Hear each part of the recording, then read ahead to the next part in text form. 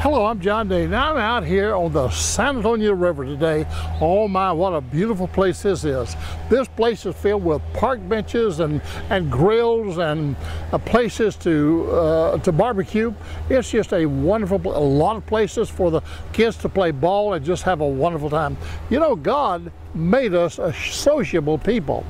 He didn't make us just to sit at home and watch television and play video games.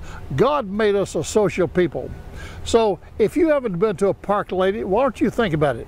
Get your family and your kids, maybe your friends, and come out to a place like this and enjoy yourself. And I'll tell you, I think you'll find healing in it.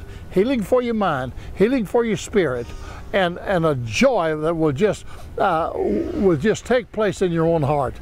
Why don't you think about that? No, why don't you do that?